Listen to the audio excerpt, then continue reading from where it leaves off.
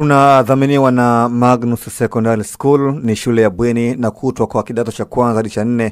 Ni shule bora yenye mazingira tulivu ya kujisomea. Habari njema kwa sasa ni kwamba Magnus wanatoa ufadhili wa ada ya masomo. Ni vizuri ama ni vema mzazi ukampeleka mtoto wako Magnus Secondary.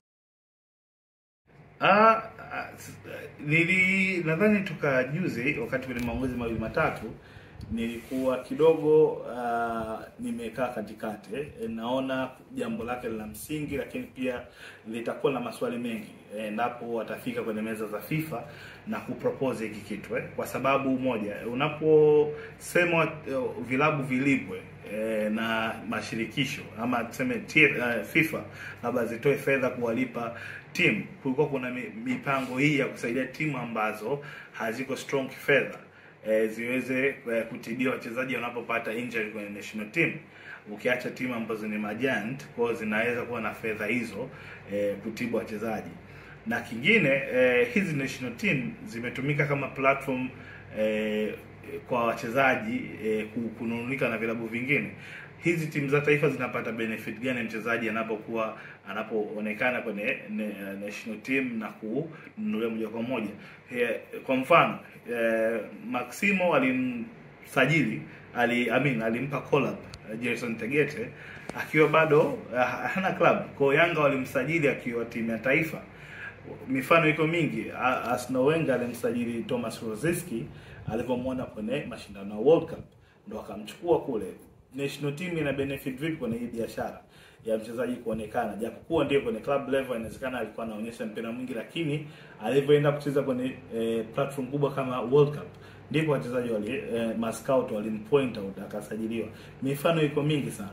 Kwa hiyo nadhani kwenye mchakato huu inabidi mashirikisho haya ya mipira kwa nchi mbalimbali na FIFA na vilabu waangalie namna ambavyo wataweza kupunguziana mzigo. Lakini kwa sababu changamoto kubwa ambao wanakuwa wanapata club ama hasara ambao club inapata ni pale mchezaji anapopata injury. Tukisema kwa mfano klabu ikalipwa na FIFA kiasi chochote kile cha fedha na mchezaji akapata injury akiwa national team, injury yake inaweza ikawa hata mara 2 au mara 3 ya fedha ambayo imelipwa na timu, bado itakuwa ni hasara. Kwa nadhani labda wakikaa mezani waangalie namna ambavyo club inaweza ikapata benefit, either asilimia wakashare hata 20% tu ya matibabu ya mchezaji ikitokea kaumia kwenye national team, kwa sababu ukihesabu idadi ya mechi mchezaji anacheza akiwa national team ni chache sana kwa mwaka. Inaweza kufika hata mechi 10 tu kwa msimu. Ukipiga hesabu ya international breaks zinazotokea nadhani 10 ndo zinalengaga hapo kwa msimu. Ukiacha yeye akienda kushiriki michuano mikubwa ambayo mara nyingi inakuwa baada ya ligi kumalizika. Kwa nadhani kuna room ambayo engineer inabidi mchakato utachukua muda mrefu sana, kwa sababu inabidi wa convince sana FIFA waelewe namna ambavyo hii itawa benefit club na benefit na national teams. Kwa sababu mwisho wa siku ikitokea kama vilabu vitakuwa vinalipwa, ile hali ya kuwa loyal kwenye national team, hali ya mchezaji kujitoa kwa ajili ya timu ya taifa itapungua. Itafika muda club zitakuwa na nguvu dhidi ya national team. Kwa hiyo zitakuwa panga wachezaji wangapi waende, wachezaji wangapi wasiende, wachezaji wangapi watakuwa na nguvu hiyo. Sasa hiyo nguvu club wakiwa nayo, kwa sababu wanajua kuna fedha ipo pale, lazima national team respect itapungua. Na siku zote tunaamini nguvu kubwa, msingi mkubwa wa national team si fedha, bali ni mapenzi ya utaifa kwenda kupigania baji ya taifa yako kwenye michuano mikubwa. Kwa hiyo wazo ni gumu hilo. Wazo ni gumu, halitakuwa la siku moja, siku mbili, wala mwezi au miezi miwili. Ni mchakato ambao utahitaji vikao vya kutosha, vitahitaji uelewa na kutafuta wanasema point of sema kukutania, ili vilabu vipate benefit pamoja na timu za taifa na shirikisho kwa ujumla. Sasa kwa nini unasema kwamba haliwezekani? Si kwamba haliwezekani. Si kwamba haliwezekani. Ni engo nayoangalia mimi ni mchakato ambao utachukua muda mrefu sana. Kwa sababu FIFA wao walishatengeneza misingi ya kuhakikisha kwamba inawalinda wachezaji wanapoitwa kwenye timu za taifa. Ili injuries zikitokea, kuna baadhi ya nchi ambazo haziko imara kifedha zinapata support kutoka FIFA, kuna funga lile kuwepo. Sasa na ajenda kubwa ni kusema shirikisho zilipe vilabu endapo wachezaji wakichukuliwa. Mpaka sasa hivi bado ni mchakato ambao hauja make sense, kwa sababu ndio maana nasema kuna kipindi kitafika klabu, kama mchakato utapita, kuna kipindi kitafika klabu zitakuwa kubwa zaidi ya national team, kuna kufanya maamuzi ya kufanya call up. Sasa hivi tu huu mchakato haupo, lakini umeona baadhi ya vilabu vina wachezaji wanaitwa national team, watu wanajitoa tu, wana withdraw, lakini akifika kwenye timu anasema nimepata injury, akirudi kwenye timu yake kwenye club level unamwona ana practice, anafanya mazoezi, maisha yanaendelea. Reece James kama uliona alipata call up national team, kafika kule amerudishwa kwenye club yake na huenda tukamwona weekend hii anacheza. Kwa hiyo unaangalia kuna mambo mengi sana, kama mchakato itaenda kuinterrupt mchakato mzima wa kufanya call ups hizo. Teams zitakuwa zina determine idadi ya watu kwenda, inaweza kuwa ikafika club ikasema wachezaji wasiende, lakini ni mchakato fulani ambao utaenda kuharibu vitu vingi. Kwa hiyo inabidi wakae kwenye meza waangalie changamoto kubwa ambao au hasara kubwa club inaupata ni nini, hasara kubwa ambayo national team inapata ni nini. Baada ya kupima uzito huo ndipo watapata solution, either kulipa ama kuna mwingine afanye. Kwa mujibu wa Engineer Harris Said amezungumza kwamba amebaini kwamba klabu zinatumia gharama kubwa wachezaji wanapokwenda kwenye timu ya taifa, lakini klabu hainufaiki popote. Mfano, mchezaji anaweza kaumia kwenye timu ya taifa, inamhudumia klabu, na mchezaji pia anaweza katumia muda mrefu kwenye timu ya taifa, lakini klabu hainufaiki. Kwa ni wakati sahihi kwa hivi sasa hoja hiyo ambayo imeelekezwa kwamba vilabu viweze kunufaika, viweze kulipwa, klabu itakayotoa mchezaji kwenye timu ya taifa iweze kulipwa kutokana na hayo. Umeona exactly nilichokuwa najaribu kusema, sehemu ya injury. Yaani hakuna sehemu ambao timu zinaumia sana, si kutokuwepo kwa mchezaji, rather ni injuries ambazo teams na wachezaji wanapata. Na hizi injuries zinaweza kawa za muda mrefu, zinaweza kawa za muda mfupi.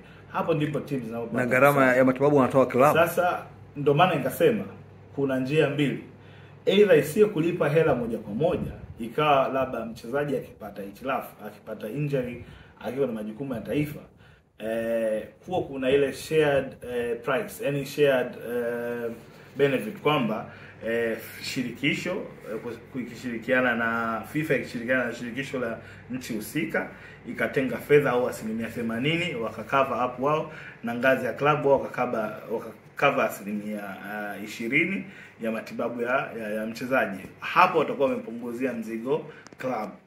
Ukisema fedha, yani engineer akisema fedha zilipwe, ndio nikasema inawezekana let's say wakalipa $5,000, wakalipa kila mchezaji akiitwa au wachezaji akiitwa, kuna $5,000 lazima itoke FIFA ingie kwenye club.